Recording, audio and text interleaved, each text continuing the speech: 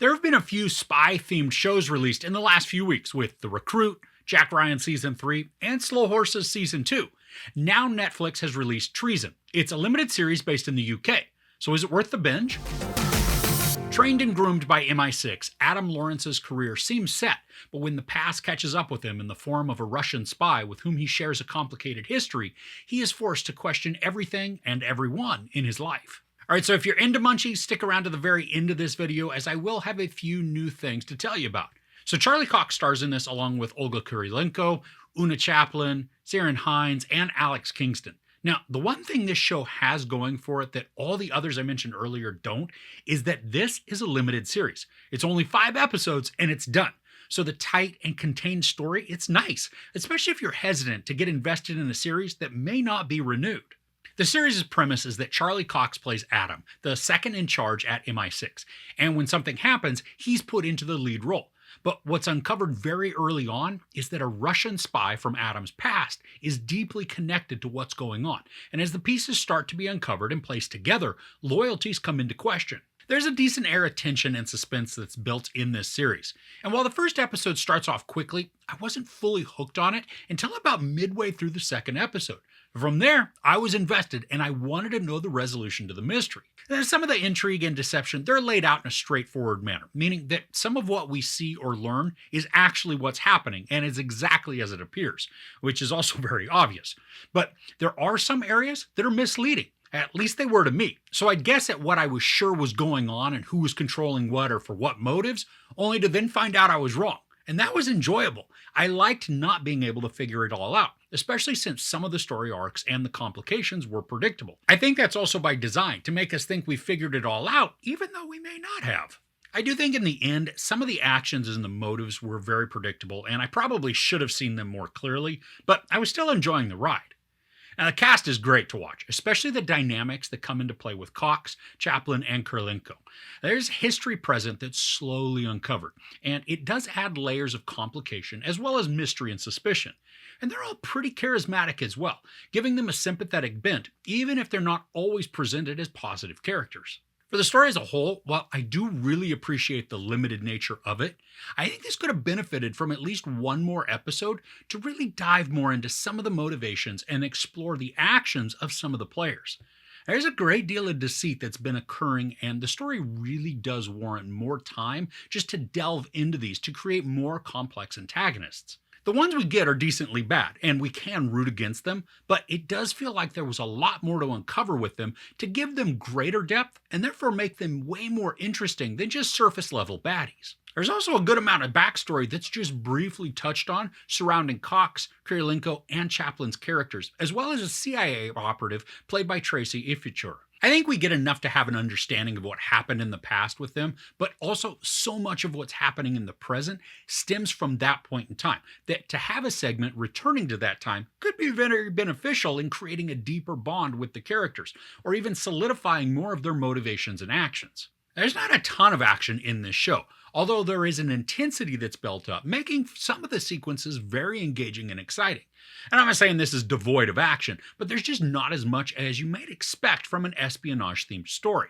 There's a lot of dialogue that helps to establish the scenarios, and then they're amped up with anticipation because of the circumstances and the time pressure that's building. And I really enjoyed the urgency that's created by the drama rather than having to be relied upon by a ton of action. Now, in addition to this being only 5 episodes, each episode is only about 40 minutes long, so this is seriously a quick binge. The cinematography looks great and has a very British feel to the presentation. And while there are sequences that feature close-ups, there are also some wonderfully crafted wide shots that place the character in the lower corner of the frame, showcasing the rest of the set around them. And this doesn't happen too much, but when it does, it looks great. And when there's action, the camera work is fairly steady, making it easy to see what's going on. They don't use much, if any, shaky cam, which I think is nice, especially when a chase scenario may occur. We actually get to see the movements rather than a bunch of shaking and out-of-focus imagery. So I think overall, if you're looking for a quick series to watch that has excitement, intrigue, interesting characters with some good charisma, and it's a one-and-done storyline that you don't have to worry about whether or not it will be renewed, Treason is good for a short binge session. The acting's wonderful, with the standout for me being Oona Chaplin. The storyline is engaging with urgency and peril, and while there is an opportunity for the series to have at least one more episode to dive deeper into the pasts and the motivations of some of the characters, what's presented does give enough to make a compelling story, even if it is a bit thin in spots. And while there's predictability and obviousness to some arcs, this was also able to maintain some mystery for me, keeping the reveal hidden until the end, which was enjoyable. There's no sex or nudity, a lot of profanity, and some violence. I give Treason 3.5 out of 5 couches. So what's a good spy show or movie that you've watched lately? Let me know in the comments below. All right, so now I got a few munchies to tell you about. Now, first up is Joey's hot sauce. Now, so here are 3 different kinds. Now, I first found out about this after I'd reviewed that Netflix documentary, Bad Vegan. Now, one of the people that worked at that restaurant that was featured, Joey, he started a line of hot sauces. So I ordered one, and oh my gosh, it blew my mind with how awesome it was. Now, I got the 50-50 sauce, which is this one. And it's half of his hottest sauce and then half of his milder version. And it's got some serious heat to it, but tons of flavor as well. And I put it on tacos, burritos, French fries, chicken, even chili. And so I was, as you can see, running out of my bottle. And my wife got me a whole bunch more for Christmas. So I cracked open 2 of the new ones to try as well. I got a limited edition 50-50 with Scotch bonnet peppers, and this one is ridiculous at how good it tastes. There's a smoky quality to it, kind of like with the regular 50-50, but this one also has a bit more of a kick to it, and then it is certainly redder. I don't know if that shows up on camera or not. Now, the other new sauce for me is the hottest version. It's Hellraiser, and this is also wildly delicious. The thing I appreciate most about all of these sauces is that while they are very spicy and they have a ton of heat, they're also really flavorful. There's nothing worse than having a hot sauce that doesn't have anything going for it other than heat. Now in these, the flavor is the highlight and it's accentuated by the hotness. And we had tacos last night and I put both the Scotch bonnet and the Hellraiser in one taco. That was flipping amazing. My mouth tingled and my sinuses began to clear, but it wasn't overwhelmingly hot. It was perfect. I'll put the link to where you can buy these in the description, but just know that shipping can be a bit of a bear with these. So it's more cost effective to buy a few bottles rather than a single. And I did that the first time and shipping basically doubled the price.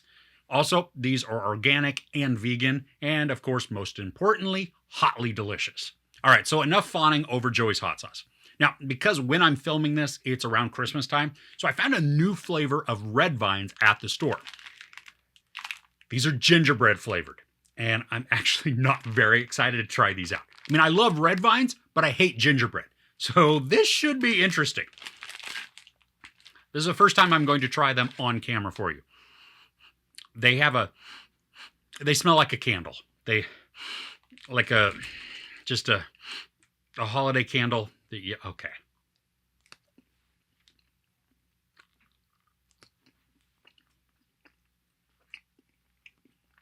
Riveting, I know, to watch me just chew. They're fairly bland. They don't taste like red vines at all. There is a slight gingerbread-y, but without the...